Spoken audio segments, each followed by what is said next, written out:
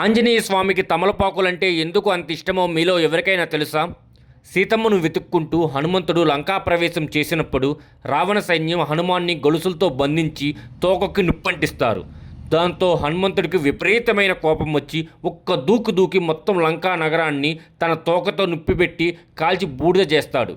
కానీ అదే సమయంలో హనుమంతుడికి కూడా కొన్ని గాయాలవుతాయి.